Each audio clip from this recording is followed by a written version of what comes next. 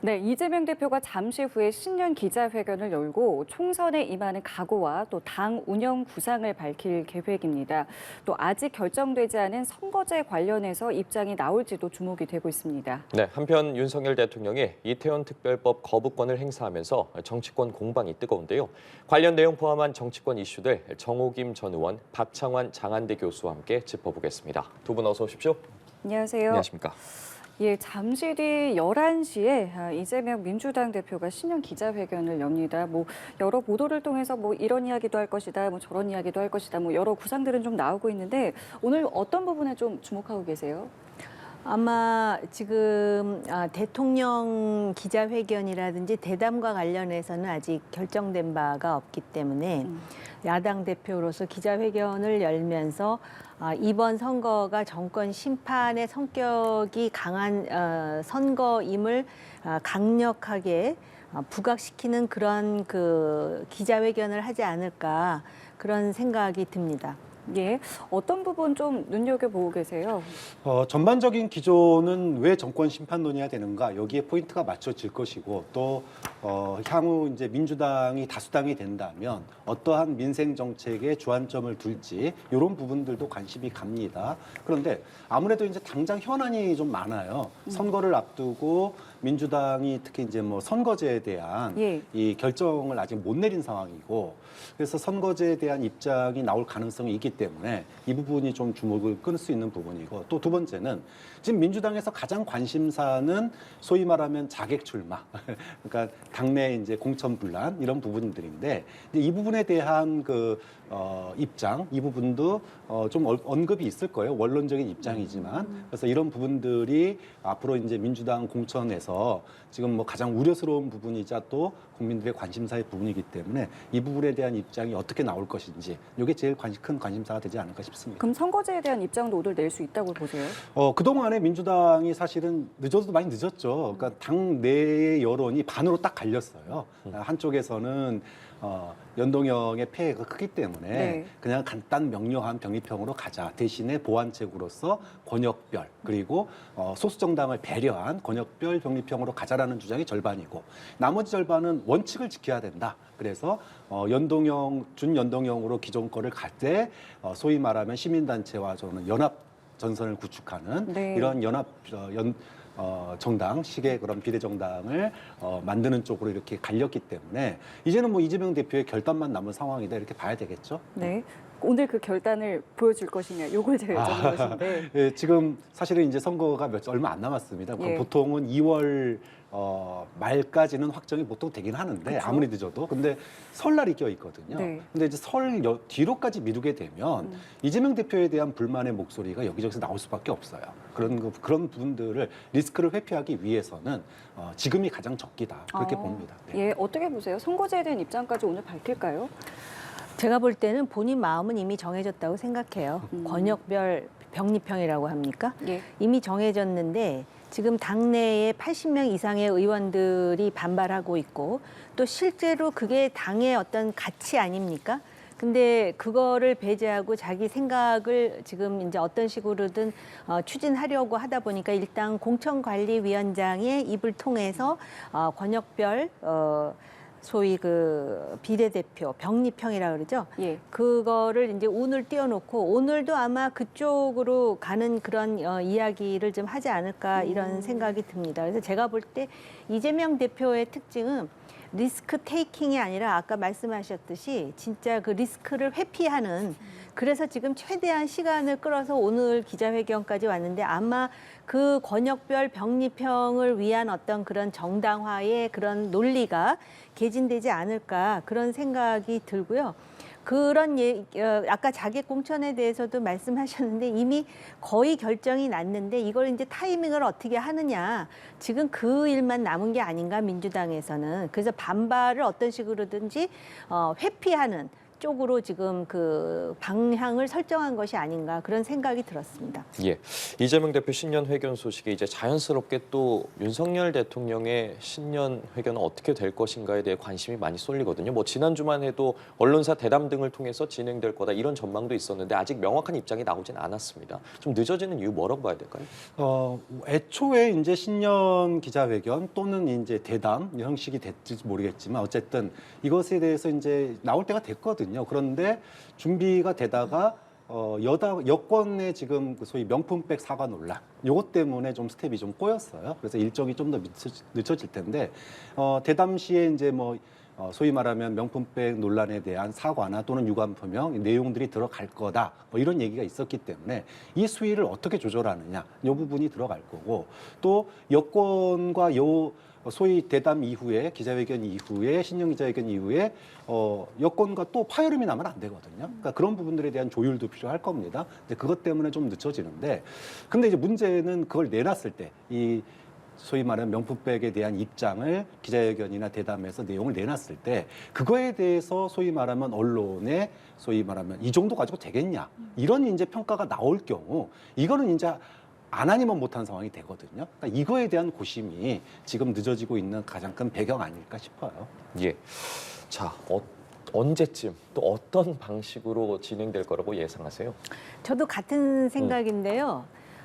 결국 이제 여러 가지 대담의 주제가 있겠으나 가장 지금 그 곤란하고 또 지금 가장 핵이 되고 있는 것이 그 대통령 부인의 명품백과 관련한 문제 아니겠어요? 그런데 이야기를 하긴 해야 되는데 수위를 어느 정도로 하느냐. 근데 아마 대통령실에서는 소위 뭐라 그럽니까? 몰카 공작이라고 하지 않습니까? 그리고 피해자라는 입장이 변하지 않은 것 같습니다. 그러다 보니까 어떤 국민들의 생각하고 일정 정도 간극이 있는 것에 대한 우려가 사실은 주변에서 나오다 보니까 그럼 이거를 하는 게 맞느냐 아니면은 차라리 그럴 바에는 안 하는 게 낫느냐를 가지고 아직도 고민 중인 것 같습니다. 그래서 수위가 굉장히 중요한 거고요. 또 하나는 대통령이 어떤 형식으로 하든 대담을 하든 회견을 하든 이것이 이제 총선에 순기능을 해야 된다라는 그런 생각을 가지고 있기 때문에 고민이 아직까지 계속되는 거 아닌가 생각합니다. 예. 자, 그리고 어제 윤 대통령이 이태원 특별법의 제2요구권을 행사했습니다. 뭐 여러 관측들이 있었는데요. 행사를 한 배경 가장 큰 게 어디에 있었다고 보세요? 용산 대통령실에서는 뭐 정쟁의 우려 이런 얘기를 했고 또 국민의힘 쪽에서는 소위 헌법에 위배되는 과도한 권한 이걸 지적을 했습니다. 뭐 대통령이 거부권 행사하는 거는 대통령의 권한이기 때문에 뭐 있을 수 있습니다. 하지만 지금 법안으로 따지면 9번째 거부권 행사거든요. 근데 유달리 좀 어제는 마음이 좀 많이 아팠어요. 국민들이 눈앞에서 160여 명의 그 젊은 청년들이 눈앞에서 사라져가는 장면 너무 안타까운 장면이었잖아요.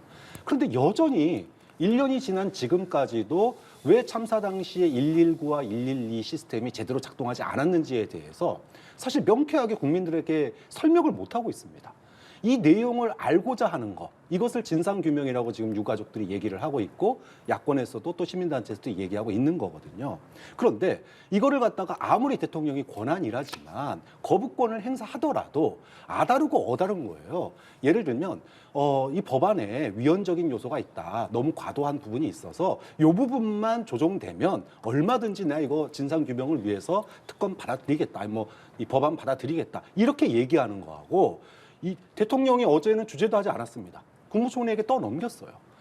이런 국민적인 지지 여론도 높고 참사에 대한 진상규명이 필요하다라고 하는 국민적 여론이 높은 사안이라면 최소한 대통령이 국민들에게 또는 유가족에게 양해를 구하거나 설득하는 작업이 필요한데 그런 거 전혀 없이 그냥 거부권 행사했거든요. 그것도 총리 내세워서. 그러면 국민들은 윤석열 정부는 이태원 참사에 대해서 옛날 세월호처럼 회피하는구나. 진상규명을 할 의지가 없구나. 이렇게 볼 수밖에 없는 거예요. 그런 측면에서 어제 거부권 행사가 유달리 마음 아프고 또 국민들과의 어떤 불통의 한 면을 보여주는 거 아닌가 싶어가지고 굉장히 마음 아픈 거부권 행사였다 평가하고 싶습니다. 그 정부에서 지원책도 내놨잖아요. 그럼 그 부분은 어떻게 보셨어요? 뭐 유가족들이 피해자가 가장 큰 뭐 당사자인데 네. 어제 유가족들이 엄청나게 반발을 했어요. 모욕적이다. 우리가 알고 이렇게 싶은 것은 얘기했죠. 돈이 아니다. 예. 자식을 마음에 묻은 부모의 마음을 우리가 뭐 헤아릴 길은 없지만 그분들에게 지금 중요한 거는 진상규명입니다. 왜 당시에 119, 112에 그렇게 많은 전화가 갔는데 왜 예방이 안 됐고 조처가 안 됐고 내 아들이 내 자식이 거기서 죽었어야 됐는지에 대한 그 진상규명을 듣고 싶은 거예요. 그리고 누가 책임질 건지에 대한 얘기를 듣고 싶은 겁니다. 그런데 그 얘기는 쏙 빠지고 지원, 돈 얘기만 나온단 말이에요. 그러면 지금 이거를 갖다가 유가족들을 돈으로 회유하려는 거 아니냐 이런 이제 느낌을 받을 수밖에 없는 거죠. 이거는 뭐 야당이 주장하고 했다 안 했다를 떠나서 선후가 있는 거다. 선후가 있는 거다. 물론 진상규명이 되고 나면 자연스럽게 지원책도 얘기가 나오고 또 추모공간 얘기도 나와야 되지만 진상규명 없는 지원책이나 추모공간 얘기는 기만일 수밖에 없는 거죠. 지원책도 적절하지 않았다. 그리고 설명도 대통령이 직접 하는 게 좋지 않았겠느냐 이런 말씀이신데요. 모든 당파적인 요소를 빼고 말씀을 드리자면 지금 국민의힘이나 대통령실도 완전히 이걸 안 하겠다라는 의미는 아니에요. 대통령의 거부권 행사에 그동안의 관례를 보면은 굉장히 고민한 흔적이 있습니다. 그리고 지금도 독소 조항과 관련해서는 요걸 좀 협의를 하자라는 입장이거든요.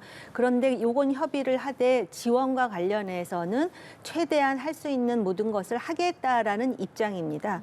그렇기 때문에 단 한 번이라도 정말 진상 규명이 중요하다고 생각을 한다면 여야가 단 한 번이라도 협상을 하는 모습을 보여주는 게 그 유족과 피해자들에 대한 예의라고 저는 개인적으로 생각을 하고요. 지금 국민의힘 입장에서는 거부권을 유도한 것이 아니라 강요한 것이고 소위 압수수색이라든지 임의동행이라든지 현재 어떤 상황에 대해서는 일정 부분 수사도 이루어지고 재판도 진행 중인데 그런 부분을 좀 조율하자라는 의미인 것 같습니다. 그런데다가 세월호에 대해서도 많이 말씀을 하셨는데 세월호 특조와 관련한 그런 어떤 트라우마도 있는 것 같습니다. 실제로 그렇게 해서 조사를 했는데 결국은 그 성과와 관련해서 유족들에게 충분히 진상 규명을 했으며 충분히 마음의 위로가 됐는가에 대한 회의감과 우려감을 가지고 있어요. 이게 지금 정치적인 내지는 파당적인 어떤 그런 논쟁거리가 됨으로써 이거를 오히려 정치 문제화해서 악용하려는 세력은 없는지에 대한 피해 의식이라든지 어떤 의구심을 가지고 있는 게 지금 국민의힘의 입장인 것 같습니다. 그런데 유가족의 입장에서 본다면은 저는 개인적으로 진상 규명을 유가족들이 원하는 방법으로 할 필요가 있다. 그런데 어쨌든 독소 조항이 있다라는 것이 국민의힘의 입장이다 보니 단 한 번이라도 정말 유가족을 생각하고 정말 그 비명에 간 그 젊은 청년들을 생각한다면 단 한 번이라도 머리를 맞대고 협상을 해보고 그때 안 되면은 재표결을 하든지 아니면 어떤 식으로든지 소위 헌법에 위배되는 독소 조항의 근거가 무엇인지 좀 들어보고 또 국민의힘도 구체적으로 뭐 압수수색이라든지 임의동행이라든지 그런 주장을 하는데 또 다른 쪽에서는 세월호 때도 다 하지 않았느냐 또 이렇게 얘기를 하거든요. 그래서 일단 가장 중요한 거는 정치인들이 한 번이라도 협상을 위해서 모인 다음에 그다음에 얘기를 해보고 되는지 안 되는지를 확인한 다음에 다음 조처를 하는 게 맞는데 민주당에서는 봐라 또 거부권 행사하지 않느냐 저게 국민의힘이다 저게 대통령이다 하면서 정치적 공방으로 해가지고 총선에도 일정 정도 활용하겠다라는 목적이 있는 게 아니냐라는 의심이 들 정도의 지금 그런 행동을 한다 이거죠. 그래서 제 생각으로는 정말 유가족 입장에서 생각한다면 한 번 모여서 얘기는 한번 해봐라. 그 다음에 결정하라라고 말하고 싶습니다. 예. 말씀해 주신 것처럼 이 대통령의 거부권 행사에 여야가 엇갈린 입장을 내놓고 있는데 듣고 나서 대담 이어가 보도록 하겠습니다. 문제가 많은 이태원 특별법에 대한 대통령의 제2요구권 행사는 민주당을 비롯한 야권의 반민주적 입법 폭주와 정치 공작에 맞서기 위한 불가피한 선택입니다. 지금이라도 재난의 정쟁화를 멈추고 국민 모두에게 지지받을 수 있는 여야의 협상안을 만드는 데 있어서 야당이 적극적으로 나서줄 것을 당부합니다. 참 지독한 대통령입니다. 한겨울 오체투지로 진상규명을 촉구하는 유가족의 절박한 호소를 끝끝내 외면하고 졸지에 가족을 잃은 참사 유가족조차 품지 못하는 대통령이 어떻게 국민을 품겠습니까? 배보상 운운하며 유가족을 모욕하지 마십시오. 이런 정부의 태도가 유가족들을 더 치를 떨게 하고 있습니다. 예, 국민의힘이 독소 조항을 제거한 후에 재협상을 하자 이렇게 민주당이 주장을 했는데 민주당과 유족들이 받아들일지도 궁금하고 관련해서 좀 재표결 전망은 어떻게 하고 계십니까? 일단 뭐 여야 간에 그동안에 이 법안 통과 이전에 협상이 없었냐? 그렇지는 않습니다. 여야 간에 협상이 있었고 사실은 우리가 이제 핵심은 이거 아니겠습니까? 당시에 왜 119, 112 시스템이 작동하지 못했는가? 근데 이 조사 대상이 행정기관이에요. 행정부입니다. 권력기관이에요. 그러면 권력기관과 행정부를 조사하려면 이거는 뭐 사실은 특검을 해야지만이 가능한 상황이거든요. 근데 여당이 강력하게 반대를 했어요. 특검을 하게 될 경우에 뭐 사실상 뭐 결렬이다 이런 식으로 야당을 압박했기 때문에 좋다 그래서 민주당이 양보를 한 거예요. 특검을 양보를 해서 지금 특별조사위로 가는 겁니다. 또 시기도 사실은 유가족들은 뭐 하루라도 빨리 지금 뭐 오체투지 그렇게 하면서 절규를 하고 있는데 이거를 갖다가 총선 시기에 맞춰서 하면 안 되니까 좋다. 그러면은 또 양보해서 시행 시기도 총선 이후로 민주당이 양보를 했습니다. 그리고 조사 기간도 원래 이 조사 완료 시간까지 충분한 시간을 주자 그랬는데 이 부분도 단축을 했어요. 그러니까 민주당으로서는 유가족들의 진상규명 요구를 외면할 수 없었기 때문에 톤을 많이 낮추고 그리고 최대한 양보를 한 거다. 그런데 지금 독소 조항이라는 게 소위 말하면 임의동행 또는 압수에 대한 거거든요. 그런데 사실은 물론 이게 이제 특검이 아니기 때문에 쉽지 않지만 그러면 임의동행 권력기구에 대해서 임의동행이나 압수조사도 없이 어떻게 진상규명을 할 수 있겠느냐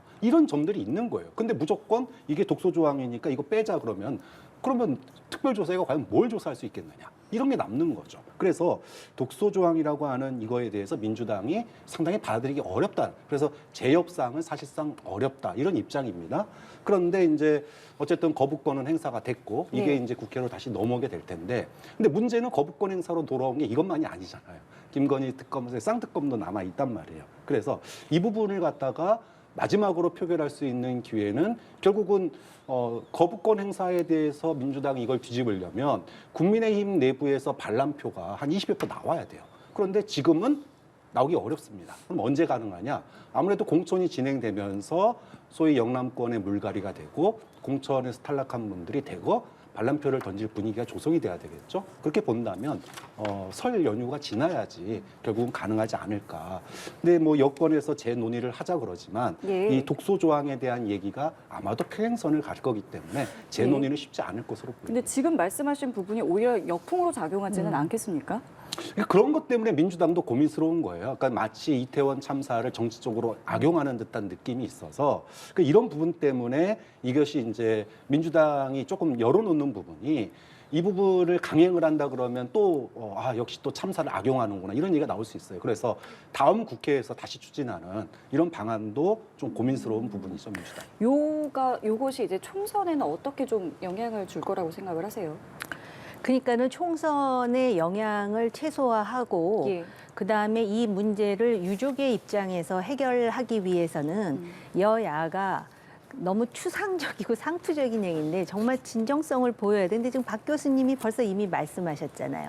2월 말에 재표결하는 이유가 공천 과정에서 결국 공천을 못 받은 사람이 부글부글하는 그 심정을 가지고 국회에 들어가서 에라 모르겠다 하고선 아예 이 특검과 관련해 갖고 또는 이 조사와 관련해 갖고 찬성표를 던지게 하는 것까지 지금 계산을 하는 게 민주당의 소위 그들의 전략이라는 거 아닙니까? 그렇다면 책임 있는 여당의 입장에서는 정말 제가 지금 아쉬운 게요. 그 유족들을 왜 대통령은 한 번도 안 만났을까? 가서 손이라도 만져주고 정말 그게 사실은 정치가 모든 걸 다 해결할 수는 없습니다. 그러나 그러한 그 부모의 심정을 헤아리고 어떻게 해서든지 진상을 규명하려고 하는 노력을 보이고 이런 게 굉장히 중요하거든요. 근데 그런 게 좀 아쉽고요. 그다음에 이 재협상과 관련해 가지고도 독소 조항을 제거한 후 재협상을 하자 그랬는데 그 독소 조항이 이미 말씀하신 대로 지금 지금 그 소위 특조위 구성을 어떻게 하느냐. 그다음에 압수수색 임의동행 같은 건데요. 세월호 땐 다 그거 들어가 있었다 그랬잖아요. 근데 결과론적으로 세월호 특조위에서 나온 결론이 무엇인지 혹시 명확히 아십니까? 결국 그렇게 끝나는 거예요. 수년을 그렇게 정치 공방화하면서. 그렇기 때문에 제가 볼 때 오히려 이 보수 여당에서 이 문제와 관련해서 그리고 또 지원에 대해서 너무나 얘기를 하면 마치도 조사를 피하기 위해서 지원을 하는 것 같은 그런 인상을 왜 줍니까? 그렇기 때문에 진정성을 담으려면은 뭔가 조사는 하되 그런 부분에 대해서는 미리 만나서 머리를 맞대는 모습을 보이고 그다음에 어차피 이거는 조사하게 되면 선거가 끝난 다음에 하는 거잖아요. 그런데 항상 그 민주당이 생각하는 2월 말 그다음에 공천 이거하고 맞물려서 정치적으로 악용되지 않는 방법이 무엇인지를 그 반대로 역발상으로 해갖고 대안을 만들면 되는 것이지 지금 어떤 그 상황이 결정된 것은 아무것도 없습니다. 예, 알겠습니다. 이번엔 좀 이 내용도 짚어보겠습니다. 민주당이 윤석열 대통령과 이관섭 대통령실 비서실장을 선거법 위반 혐의로 고발했는데요. 민주당이 밝힌 고발 배경과 이에 대한 한동훈 비대위원장 반응까지 들어보고 대담 이어가 보도록 하겠습니다. 대통령께서 국힘당 비대위원장 사퇴를 요구하는 당무 개입을 통해 공천에 개입해서 선거에 큰 영향을 미치는 어마어마한 일이 발생했습니다. 대통령은 이렇게 선거에 영향을 미치는 일을 해서는 안 됩니다. 공직선거법 9조, 공직선거법 85조, 그리고 정당법 위반입니다. 위원장님 사퇴 요구를 가지고 대통령 당무 개입이라고 대통령을 고발하겠다고 했거든요. 그 사람들은 저를 대통령님의 아바타라고 그러지 않았나요? 제가 아바타면은 당무 개입이 아니지 않은가요? 글쎄요. 그리고 민주당 일각에서 그러던데요. 2시간 47분 동안 무슨 얘기를 한 거냐. 구질구질하네요. 민생을 이야기하기에는 2시간 47분은 짧고요. 2박 3일도 짧습니다. 네, 민주당 예고했던 대로 윤 대통령을 고발을 했습니다. 이에 보신 것처럼 한동훈 위원장 아주 강하게 반발을 했거든요. 뭐 아바타라 그러더니 무슨 당무 개입이냐? 당무 개입 내가 아바타면 당무 개입 아니지 않냐? 이렇게 역설을 했는데 굉장히 논리 모순이에요. 그러니까 본인이 아바타라는 말 꺼내는 것도 사실은 뭐 과거에 우리가 희화화됐던 한 장면을 떠올리게 만드는 면도 있고. 사실은 이제 국민의 눈높이에서 봐야죠. 내가 아바타 아니라는데 뭐 이런 거는 안 되는 거고요. 국민의 눈에 봤을 때 직접적인 녹음이나 영상이 없다 뿐이지 누가 보더라도 대통령실에서 한동훈 비대위원장에게 사퇴를 요구한 정황. 이 정황은 너무나 객관적이고 너무나 또 많은 사람들이 전 국민이 묵도한 사건이거든요. 그러면 대통령실이 1년 8개월 동안 여당의 당대표를 벌써 7번인가 8번인가 바꿨습니다. 자, 이거를 당무 개입이라고 안 하면 뭘 당무 개입이라고 하겠습니까? 당연히 야당이 이거에 대해서 반발하고 개입하는 거 너무 당연하다. 고발하는 거 너무 당연하다. 또 하나, 지금 이제 사실은 명분이 이 뭐 명품백 그 사과 얘기지만 이것을 명분은 이제 뭐였습니까? 김경률 비대위원회 마포 공천 문제였거든요. 소위 사천 논란이었단 말이에요. 이거에 대해서도 또 얘기가 나왔어요. 자, 그러면 이거는 명백한 또 공천 개입입니다.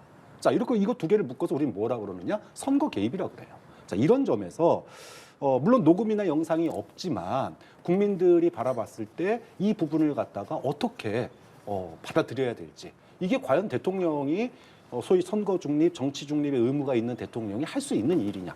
역대 대한민국 정당사에 이런 적이 있었느냐? 예. 물론 뭐 밀실에서 자기들끼리 얘기하는 거에는 있었을지 모르겠지만 이렇게 온 언론이 떠들썩하게 반공개적인 상황에서 이런 일들은 있을 수 없는 일이거든요. 그런 점에서 야권의 고발은 이번 그 총선에 이것을 정권 심판론을 윤석열 심판 선거로 명확하게 하겠다. 이거를 갖다가 하기 위한 그런 어떤 그 선행 조치 이렇게 보는 게 맞지 않을까 싶습니다. 예, 민주당 윤 대통령 고발하긴 했지만 헌법상 현직 대통령은 이 형사소추 대상이 아니다 보니까 실제 수사로 이어질 가능성은 없지 않습니까? 그럼에도 민주당이 고발한 이유 같은 이유라고 보세요? 정치 공방화하면서 이번 선거를 지금 말씀하신 대로 윤석열 대통령에 대한 심판 그 얘기 많이 할 거예요. 이제 앞으로 선거 때까지. 그런데 지금 한동훈이란 새로운 변수가 등장했잖아요.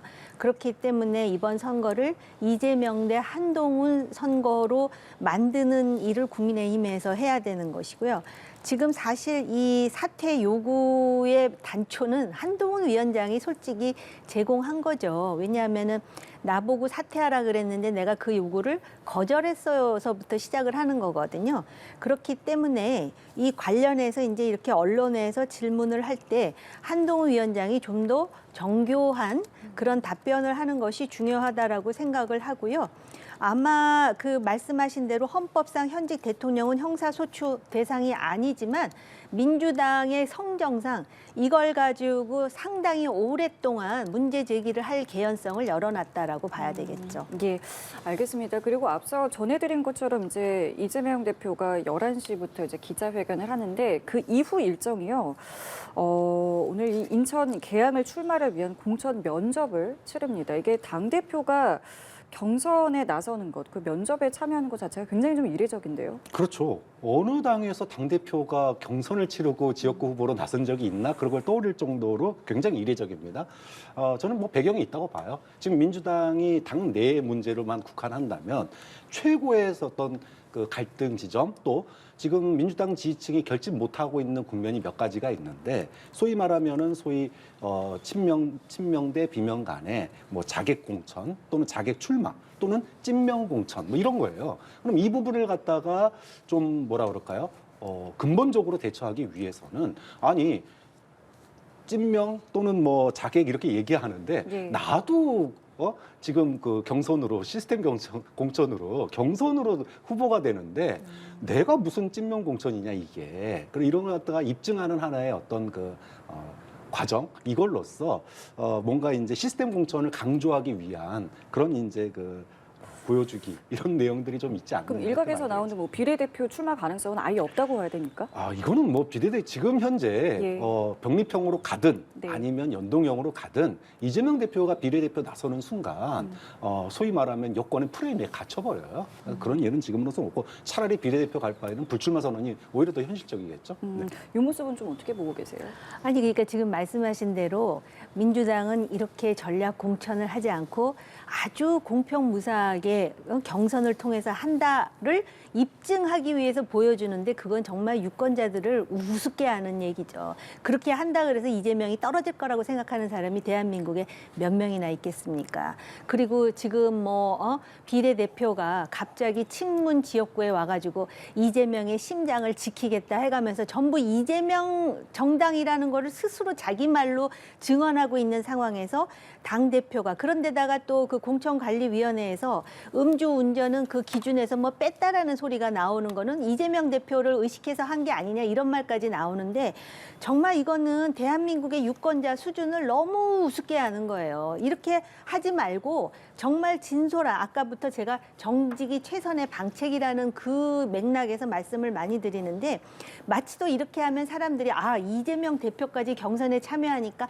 민주당 공천은 정말 공정한 공천이다라고 생각한다라고 보면은 그거는 국민 수준을 60년대, 70년대로 보는 것에 불과합니다. 그래서 저는 이거 자체가 많은 사람의 실소를 자아낼 만한 그러한 하나의 프로세스라고 생각을 합니다. 이 면접이 이제 다음 주 초까지 진행되고 이게 끝나면 이제 그 지금 많은 관심이 좀 모아지고 있는 현역 의원 하위 20% 이제 평가 대상 의원들에게는 이제 개별로 전달이 됩니다. 이 이후의 상황에 대해서 굉장히 많은 관심들이 좀 있고 지금도 사실은 이게 공정하겠느냐 뭐 이런 목소리는 당내에서 좀 나온다고 하는데 좀 어떻게 좀 보고 계세요? 그러니까 지금 뭐 최근에 그 기자들한테 그 아예 컷오프되는 대상 6명, 예. 아예 그 경선에도 못 가는 이런 사람 6명 명단이 돌기도 했는데 어제 제가 취재한 바로는 이 명단은 아예 없는 명단이었습니다. 그렇기 때문에 컷오프되는 명단이 만약에 나온다면 이거는 발표가 될 수밖에 없어요. 그러니까 만약에 이게 이제 실제로 나온다 그러면은 이거는 명단이 공개가 되고 이분들은 소위 말하면은 제3지대 이쪽으로 갈 가능성이 전 있다고 봅니다. 그런데 아까 말씀하신 그 하위 20% 평가 결과 이거는 컷오프 되는 게 아니잖아요. 감점이 들어가는 겁니다. 경선 시에 점수를 그쵸. 계산해서 예. 감점이 들어가는 부분이에요. 그렇기 때문에 뭐 나는 감점 받으면 도저히 승산 없다 이런 분들은 일부 뭐 제3지대로 이동할 가능성이 있긴 하지만 대다수는 경선을 치를 거예요. 경선을 치를 것이기 때문에 예. 이거는 뭐 외부에 공개가 되지 않습니다. 보통 통상 물론 뭐 예외적으로 공개되는 경우도 있을 수 있지만 통상적으로는 이게 공개가 되는 게 아니기 때문에 누가 어떤 감점을 받는지 알 수가 없어요. 개인에게만 통보되는 것이고 예. 그렇기 때문에 이것이 이제 큰 여파를 미치긴 어렵다. 다만 이것이 이제 의도적으로 유출됐거나 이게 이제 가장 큰 문제죠. 그쵸. 명단이 유출돼서 돈다. 이제 그러면은 이제 소위 말하면은 뭐랄까 이제 프레임이 씌워지는 거죠. 이 사람은 곧 공천 못 받을 사람 이런 식으로 프레임이 씌워지면 이분들이 집단적인 반발이나 또는 제3지대 이동할 가능성이 있지만 이런 거를 민주당 공천심사위에서 모르지 않을 거예요. 그렇기 때문에 명단에 대한 유출은 아마도 이제 쉽지 않을 거다. 그런 일은 없을 거다. 그렇게 본다면 실제로 제3지대로 이동하는 인원은 굉장히 최소화될 가능성이 있죠. 예, 국민의힘도 공천 심사 기준을 발표했는데 공천 부적격자 기준을 상당히 강화했거든요. 이 기준에 대해서는 좀 어떻게 평가하고 계세요? 그래서 뭐 4대 부적격 비리에 가족 채용, 입시 비리 이런 것을 넣을 수도 있다. 아마 조국 전 장관을 의식한 게 아니냐 이런 이야기까지 나오는데요. 아마 굉장히 이제 투명하게 공천을 하겠다는 의지의 표출인 것 같은데 유권자들은 이런 구체적인 내용보다는 누가 친윤인데 얼마나 들어가느냐, 어느 지역에 들어가느냐를 지금 굉장히 주목하고 있을 거라는 말씀을 드리고요. 또 지금 후보들을 이렇게 거른다 그러는데 그 사실 장관 그 인사할 때 보면은 그게 제대로 안 걸러져 가지고 항상 청문회에서 논란이 되고 그랬는데 과연 이걸 정확하게 걸을 수 있을까라는 생각은 좀 들어요. 근데 어찌됐든 간에 사면 후에 복권이 돼도 공천 배제하겠다는 매우 강력한 방침을 세웠습니다. 그렇다 하더라도 공천과 관련해서는 늘 그래왔듯이 과거에도 여당, 야당 할 것 없이 굉장히 그 뜨거운 그러한 그 감자처럼 많은 일들이 생기리라 조심스럽게 예상할 수 있죠. 예, 이 여당에서 발표한 공천 심사 기준 어떻게 좀 평가하세요? 뭐 민주당 적용용 공천 심사 기준이죠. 물론 뭐 여당이 스스로가 공천의 도덕성 기준을 높이겠다라고 하는 거는 평가할 만한 일입니다. 그런데 이게 미리부터 나와 있었다라면은 굉장히 박수받을 일이었을 것 같아요. 그런데 이게 지금 조국 전 장관 사실은 의식한 면이 좀 있고 일부 민주당 소위 논란이 되고 있는 일부당 민주당 이제 공천 예정자들 또 뭐 후보자들 이분들을 저격한 면이 있기 때문에 이게 과연 이제 일회성 또는 총선용 이런 기준 아니냐 이런 이제 뭐 소위 논란이 있을 수밖에 없겠죠. 예, 그럼 요거 좀 짧게 좀 여쭤보겠습니다. 문재인 전 대통령이 지금 국민의힘에서 이제 이야기 나오고 있는 이제 서울 메가시티에 대해서 몰상식한 정책이다 이렇게 좀 비판을 했어요. 이 부분을 좀 어떻게 보시는지 지금 시간이 많지는 않은데 짧게 좀 여쭤보겠습니다. 대한민국을 서울공화국이라고 불렀습니다. 그리고 지역이 지금 소멸돼 가고 있습니다. 이걸 막기 위해서 20년 동안 수도권 집중화를 막고 지역 균형 발전을 추진해 왔어요. 이건 네. 여야를 떠나서 그렇게 해왔습니다. 그런데 갑자기 튀어나온 게 메가시티예요. 근데 사실 메가시티는 좀 확장된 면이 있는데 쉽게 얘기하면 서울 편입입니다. 이거는 정말로 근본도 없는 정책이고 말 그대로 뭐 몰상식하다라고 평가를 받을 수밖에 없다. 수도권을 균형 있게 발전시키는 것과 일부 지역을 서울로 편입하는 문제는 그 출발점이 다르다라고 봅니다. 이 총선을 앞두고 이제 이 현실 정치에 대한 발언들을 이제 앞으로도 계속 좀 내놓을 거라고 좀 보세요. 그런데 뭐 발언 내놓는 사람이 좀 많습니까? 근데 전직 대통령까지 이렇게 거들면서 나오는 모습이 갑자기 미국의 전직 대통령들이 생각나면서 조금 갑갑한 마음입니다. 왜냐하면 미국 대통령들은 일단 전직이 되면 주로 봉사활동을 하고 조용히 활동을 하는데 느닷없이 그리고 표현도 그렇잖아요. 몰상식이라든지 이런 표현이 과연 가뜩이나 지금 그 각박한 대한민국 정치 상황에 어떤 영향을 줄지 조용히 그냥 책이나 파시면 어떨까라는 생각이 들었어요. 예, 예, 알겠습니다. 오늘 말씀 여기까지 듣도록 하겠습니다. 정호김 전 의원, 박창환 장한대 교수와 함께했습니다. 두 분 고맙습니다. 감사합니다.